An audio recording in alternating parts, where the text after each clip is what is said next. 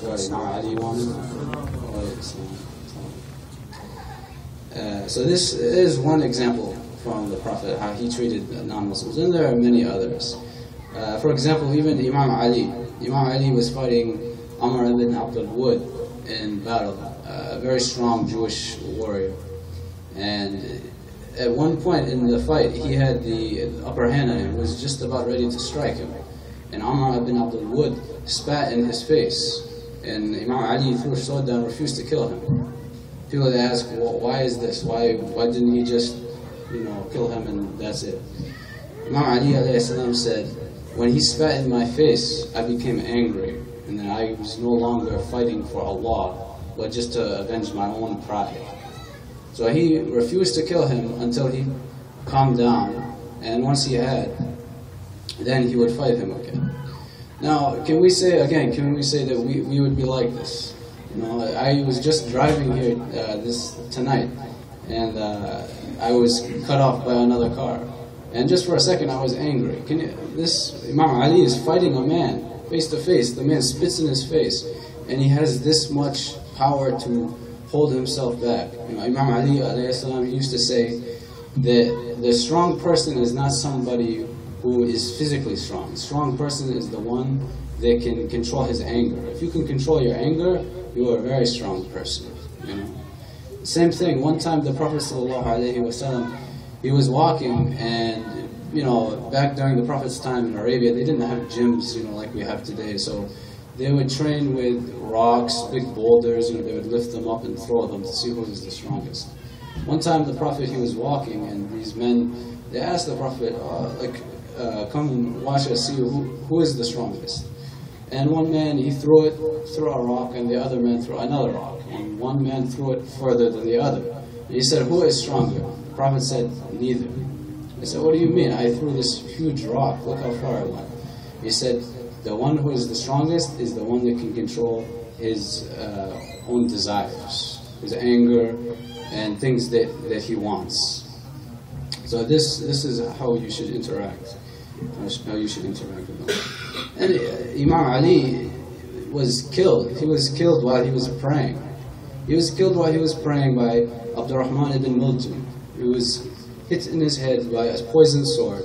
And he has his killer right in front of him. Abdurrahman is right in front of him with the shackles, with cuffs right on him, very tight.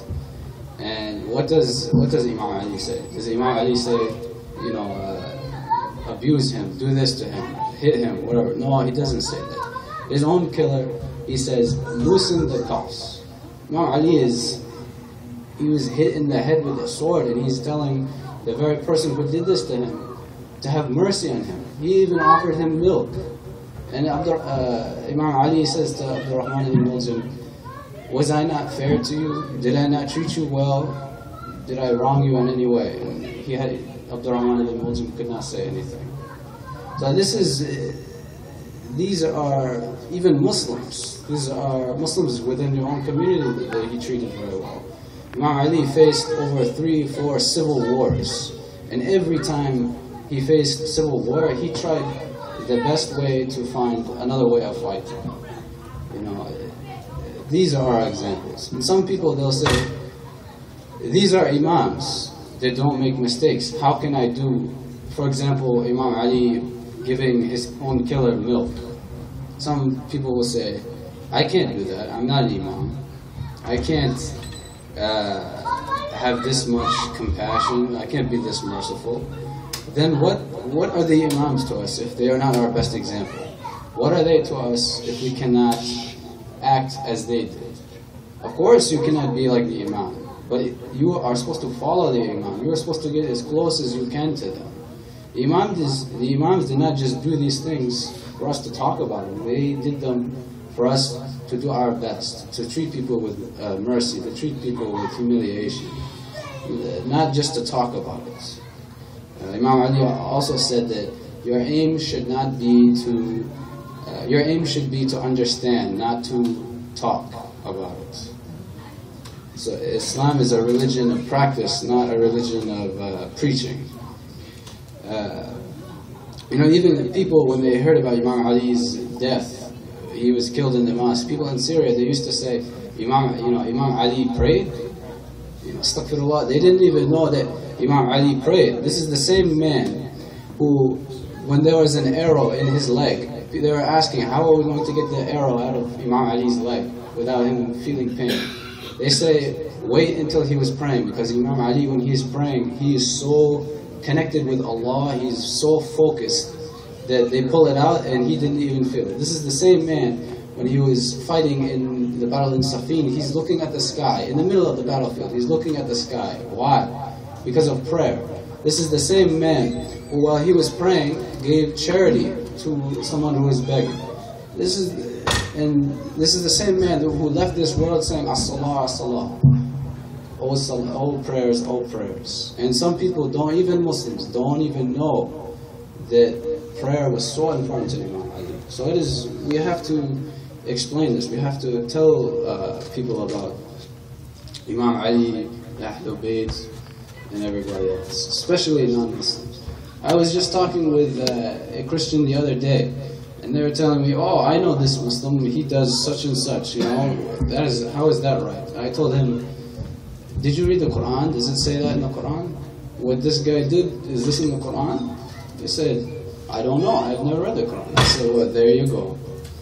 As Muslims, we know we have the best examples.